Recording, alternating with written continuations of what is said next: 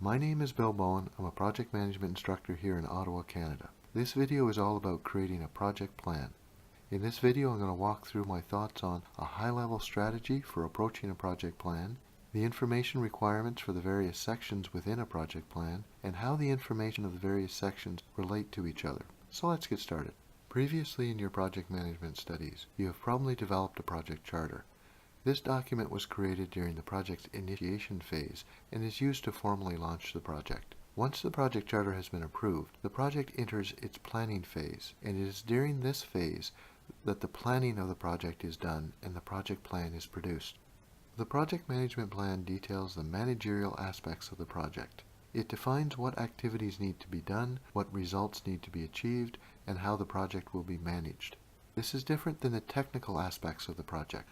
Projects come about through the contributions and collaboration of many different people with many different skills. Projects will often require the cooperation of leaders, technical people, and managers. While project managers might certainly be a leader and a technical authority on a project, these responsibilities would fall outside the formal definition of project management.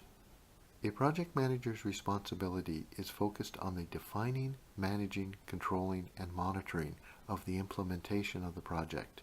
They work to ensure collaboration and communication is maintained between the project stakeholders throughout the project's life cycle, particularly with respect to the project's scope, quality, schedule, budget, resource, and risks. A project is a unique undertaking, and it can be challenging to define how a unique undertaking will be managed. Thus, the project plan does not define or contain the technical implementation details on the project.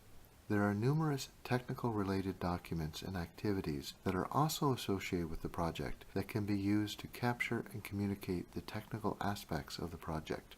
Design documents, blueprints, and technical specifications are all examples of technically oriented documents where technical details on the project can be found. These technical documents and the process of defining the technical elements of the project, while important, will not be included in this video. This video focuses on defining the managerial aspects of how a project will be executed, monitored, and controlled. In this video, I will explain the type of information that is needed in a project plan and also provide some insight into the logical process that can be used to create a project plan. Let's begin by first looking at the typical topics that are covered in a project plan. The exact information requirements that appear in a project plan is often tailored depending on the nature of the project. However, your assignment covers the common topics that are often encountered in a project plan. Keep in mind that different topics and different sections can be included for different types of projects. I'll now examine each section individually and discuss strategies for how to approach the sections and give insight into how each section is related to the document as a whole. Let's start with the supporting sections. This would be your title page, table of contents, and bibliography. If you're one of my students, you can be a little creative with your title page. Just make sure that your name and the information specified on the assignment itself appears on your title page. With your table of contents, please use the word processor's built-in table of contents generation feature. If you're not familiar with this functionality, this would be a great opportunity to learn. With regards to third-party material, all of the assignments in this course can be done based purely on the course material. However, independent research is always encouraged. While you should not need to include any third-party material, make sure that if you do, it is properly cited and referenced. On to the background section. As project managers, we do not engage in a lot of creative writing. A background section for us is an opportunity to summarize the information that was previously published on the project. For this assignment, you can summarize the main points from your project charter. You do not need to republish the project charter, only summarize the main points that the reader will need to know in order to understand the project plan. If you have not previously created a project charter as part of this course, simply summarize the type of information that would have appeared in the project charter. Next, we'll look at the scope section. A project scope is usually a short, brief statement that defines the products, services, and results that the project will provide or produce. The purpose of the scope statement is to ensure there is a common understanding of the project among all the stakeholders. Be aware that the term scope is used in different ways within project management. Make sure you use the right definition. Do not mix up the term project scope with other scope-related terms such as a scope statement, a scope baseline, or a product scope. Having defined what the project is to produce, we can now move on to the next section that is focused on defining how the project will produce those results. Attempting to deal with the entire project can be overwhelming. To help overcome this complexity, we can break the project into logical and more manageable blocks. This helps us to both understand the project as a whole and more effectively develop a plan for managing it. This process is called creating a work breakdown structure for the project. The PMBOK guide offers several different ways to divide up a project to create a work breakdown structure, or WBS. These different WBSs can be used to create different perspectives on, or groupings of, the work needed to complete a project. In most academic environments, breaking the project down into its deliverables, and then determining what activities or tasks are required to fulfill these deliverables is usually an acceptable approach. Please note, I often use the term task and activity interchangeably to refer to a third-level WBS entry. However, the PMBOK guide itself exclusively uses the term activity to refer to third-level WBS entries. As project managers, we deal with the first three levels of a project's WBS. Be aware that in a full WBS, there are additional levels that are devoted to defining the technical elements of a project. This image shows the common levels of a full work breakdown structure. The exact names of each level can change depending on the type of WBS being created. However, the logical approach and general flow remains the same. The top levels provide a high-level overview of the project, while the lower levels provide more specific implementation-related details. As I mentioned earlier, project managers are concerned with the top three managerial levels of a WBS. In most academic environments, the first level of a WBS is simply the project's name. The project's products, services, or results, which you may have identified in your project's scope, make up the level 2 entries. Then the third level of a WBS specifies the activities that would be needed to achieve these products, services, and results. It can sometimes be difficult to know what information should go into this third level. The challenge is to not mistakenly include more technical information that really should belong in the lower levels of your WBS. One intuitive way to determine if an entry is truly a level 3 entry or not is to simply reflect on how the level 3 entries will be used on the project. To be a valid level 3 entry, you should be prepared to discuss its status during team and stakeholder progress review meetings, formally track its progress using tools such as earned value analysis, and formally report on its status as part of the project's status report. If there are level 3 entries that you do not feel need this level of oversight on, then it's probably a lower level, more technical entry and not truly a level 3 activity.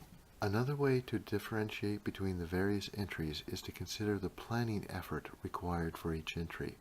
For each level 3 managerial entry, you should be prepared to establish requirements and acceptance criteria, identify its required quality standards, allocate funds and resources, identify, analyze, and manage its risks, formally monitor its progress during the project's execution. Again, if an entry does not require this level of oversight, then it is most likely a lower-level WBS technical entry and not a high-level managerial entry. As we are in an academic environment, you may not need to produce a practical implementatable WBS. Depending on your assignment, you may either be required to produce an example of a realistic WBS that would be appropriate for the type of project that you are working on, or you might simply need to demonstrate how a WBS would be produced using placeholder entries. The advantage of the second approach that uses placeholder entries is that you get to create a WBS without having to be a subject matter expert on the project's particular topic, or without being overwhelmed by the complexity that is often associated with projects. So far, I have only shown a graphical approach to creating a WBS. Keep in mind that there is also an equivalent table format that is usually acceptable in an academic environment and is often preferable on actual projects. Both the illustration and the table that are shown on the screen provide equivalent, identical information and insight into the project. Notice how they both use a hierarchical numbering system. This numbering system is important as it allows you to uniquely and easily reference a particular WBS entry, which will come in handy in other parts of our project plan. Now that we've examined how to create a WBS, You might be wondering, what do we do with it? As I will show in this video, the WBS is key to all other sections of our project plan. The flowchart that is shown on the screen comes from the PMBOK guide. The key concept that it is showing is that the WBS is used throughout the other knowledge areas, and thus it is critical to our planning efforts. However, the WBS by itself is not sufficient for us to be able to proceed to the planning of our project. To be able to develop a management plan for our project, we need to know more about the management requirements of each WBS entry. The way that we define this key managerial information is by creating a WBS dictionary that supports our work breakdown structure. A WBS dictionary records all the supporting managerial information that we will need on each WBS entry. The WBS dictionary can record different information and take different forms depending on the project's needs. Given the amount of information that is usually recorded in the dictionary, I have frequently seen the information captured in a database or a separate spreadsheet. On screen is an example of the type of WBS dictionary information that we might need to know about each WBS entry before the project can begin planning out how it will be managed. Let's begin defining our WBS dictionary information by first drawing upon the tools and techniques defined in the scope knowledge area of the PMBOK guide to identify the WBS entries' deliverables and corresponding requirements. Deliverables are simply the products, goods, and services that are produced by the various WBS entries. Each entry in the WBS should produce some kind of deliverable, even if the deliverable is only an interim output that is used as an input to a different WBS entry. Every entry should produce something. To be able to manage an activity, we'll need to be able to know what is expected to produce.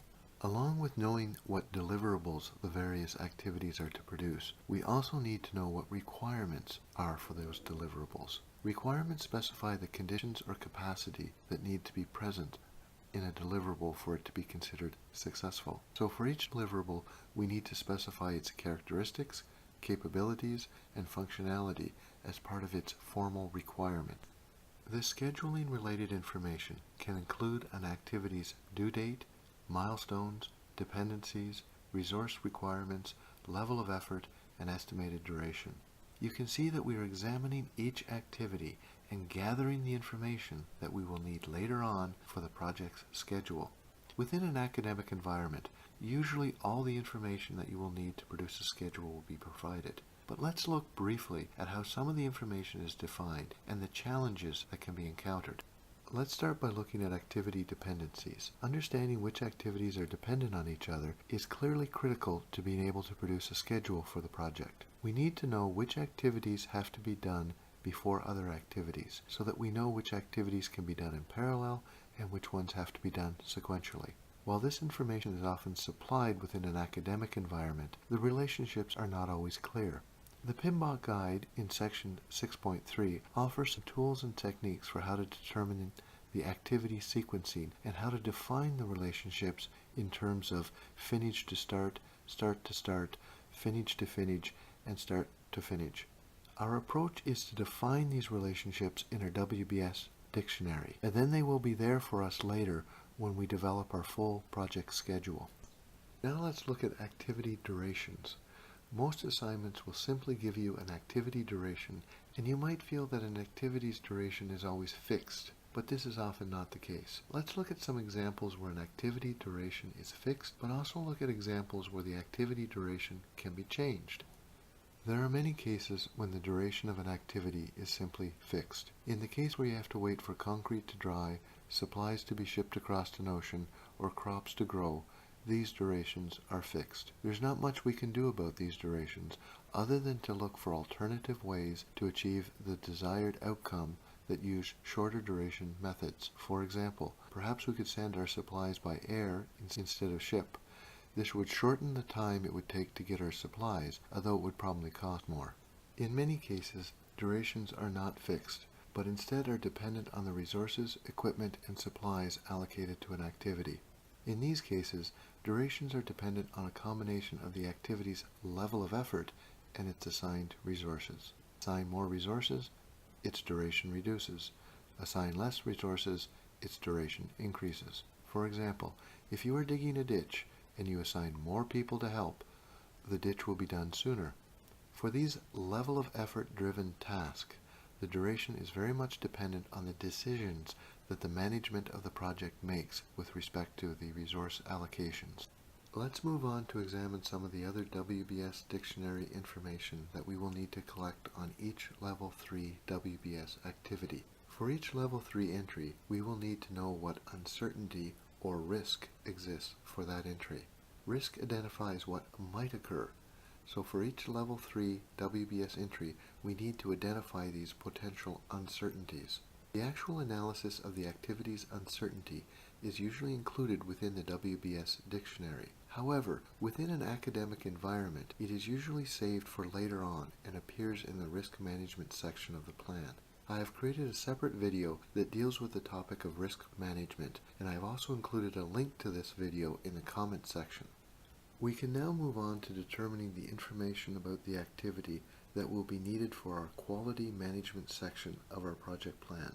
This can include information such as the activity's applicable acceptance criteria and quality standards. The Plan Quality Management section of the PMBOK offers some insight into how this type of information might be determined.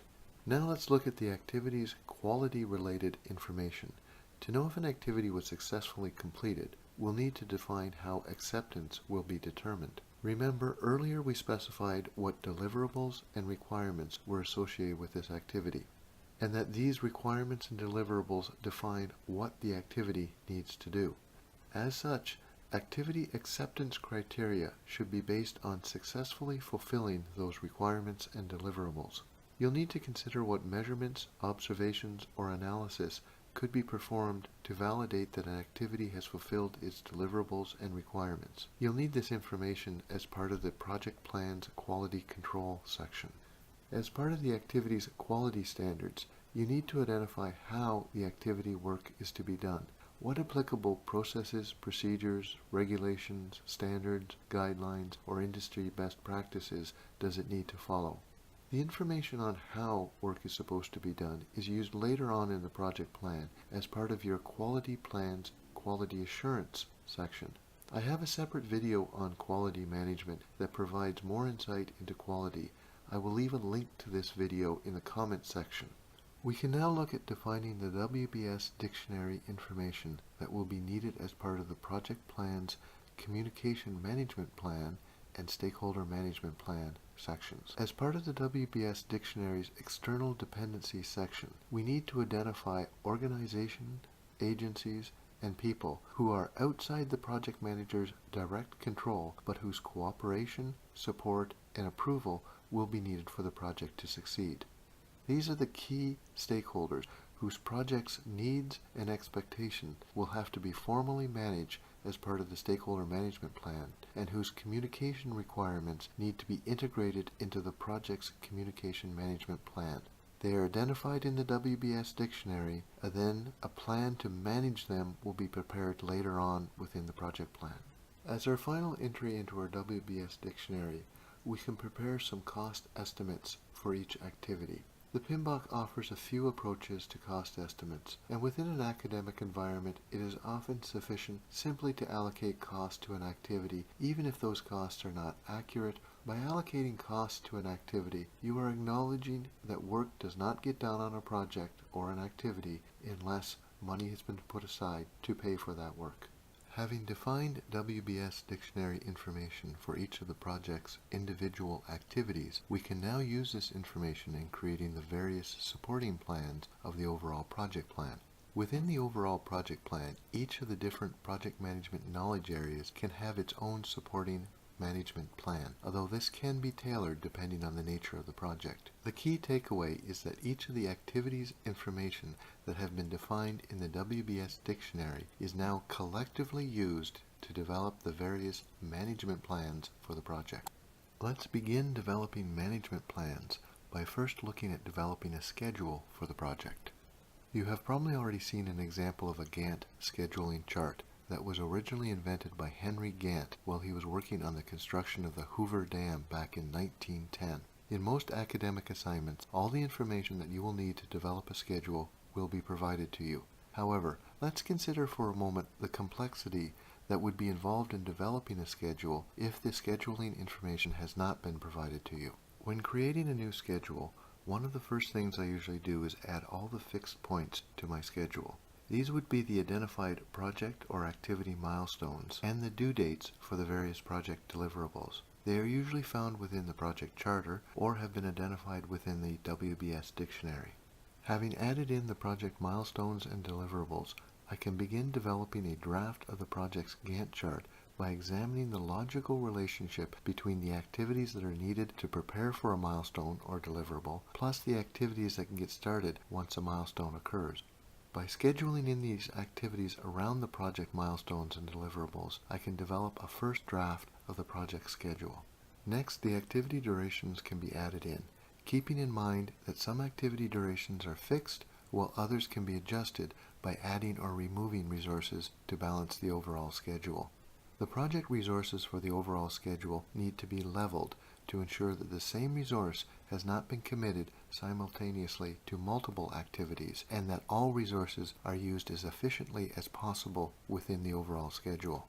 Drawing more upon the information in the WBS Dictionary, I would need to make sure that the availability and constraint of each resource has been accommodated within the schedule. Remember, as you schedule your activities, resources are not always available, and your schedule needs to realistically reflect the real-world resource constraints. For example, if equipment is only available 1 week of the month, then the activity that requires that equipment has to be scheduled accordingly. Additional scheduling complexity may also have to be accommodated. For example, if within your risk identification and analysis section you have identified an unacceptable level of schedule-related uncertainty with respect to a particular activity, then you may wish to add buffers or extra time into the schedule so as to de-risk the activity and thus raise everyone's confidence in the achievability of the overall schedule.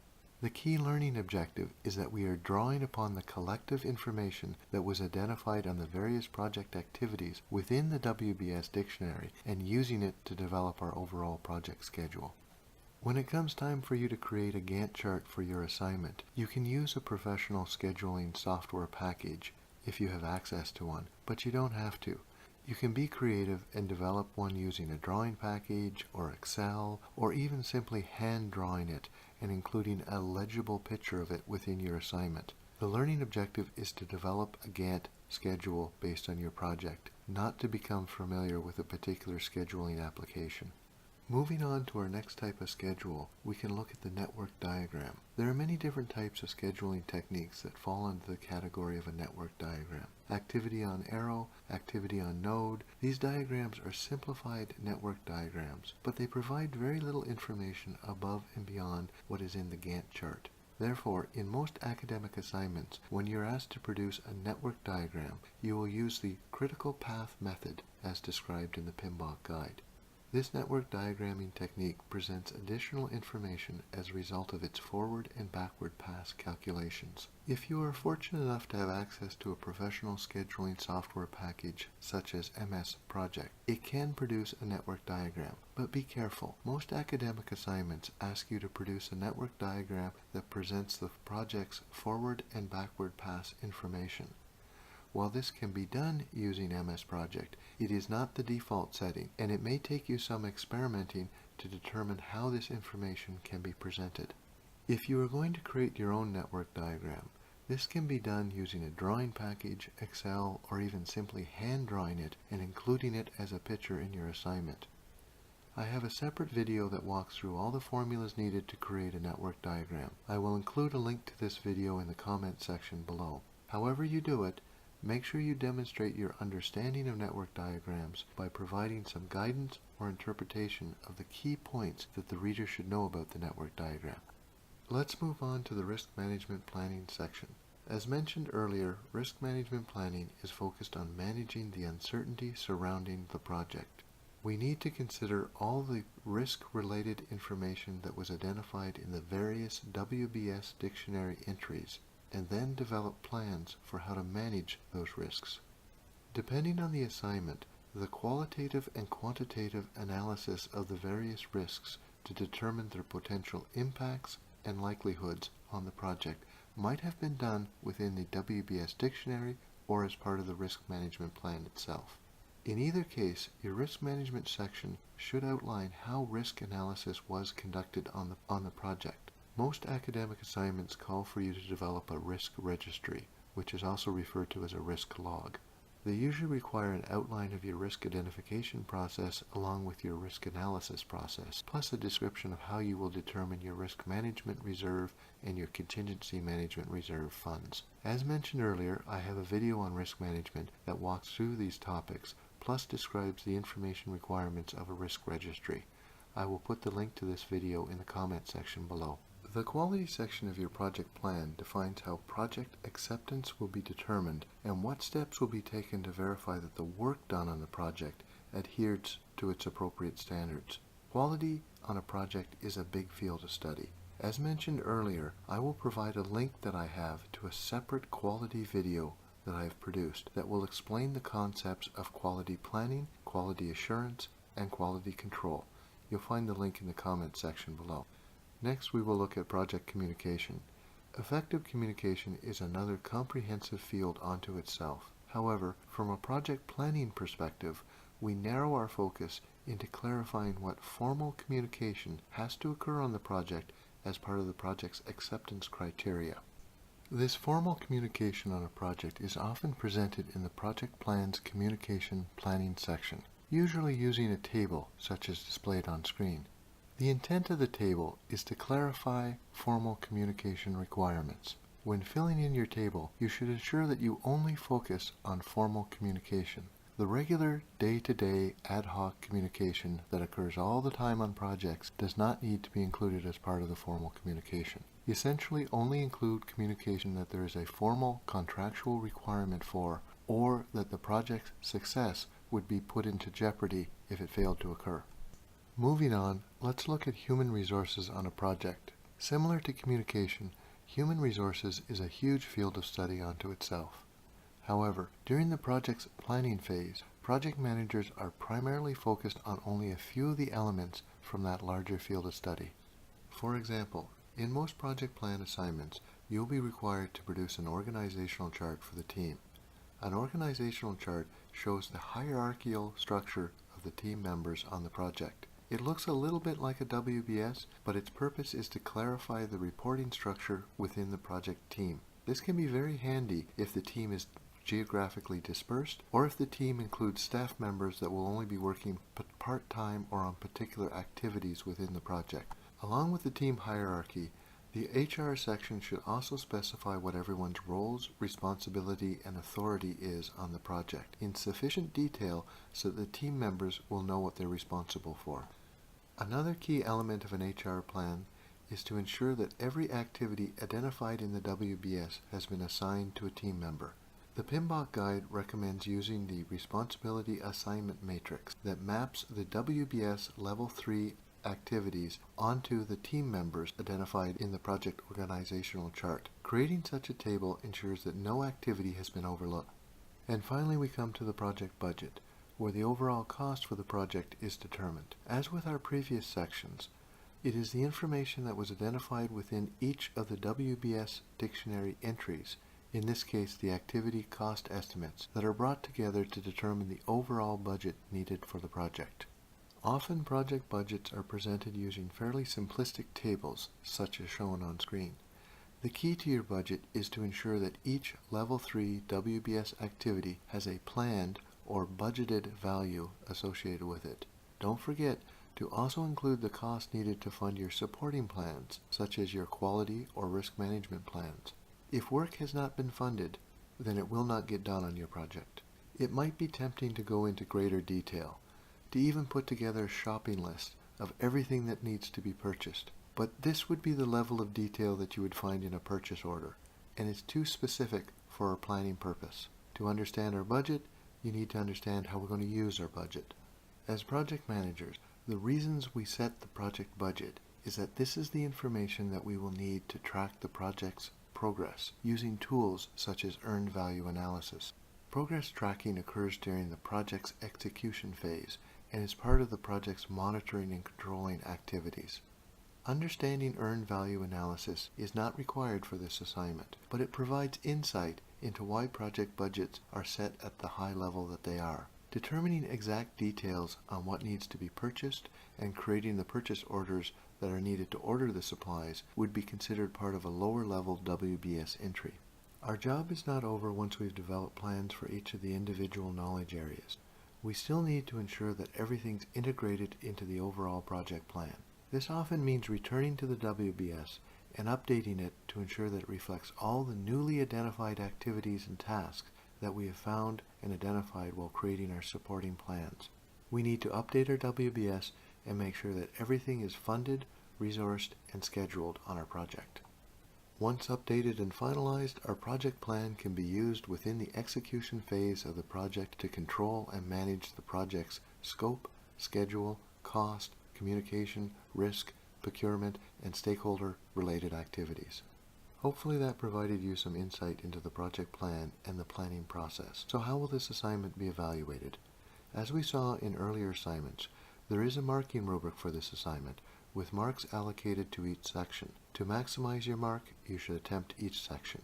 You do not need to be a subject matter expert in your project's field of study, but you should use your project plan to demonstrate your knowledge of project management concepts, terms, tools, and techniques that were presented in this course. Also ensure that you target your information into the appropriate section. Do not assume that the reader will hunt for information if it appears in other parts of the document. Be concise and use appropriate professional business writing style, and of course, cite all your references, should you use any. Once again, my name is Bill Bowen. I hope that you found this walkthrough to be useful. If you're a student of mine and you have any questions, you can always reach me by email. I look forward to providing you as much beneficial feedback and comments that I can on your assignment.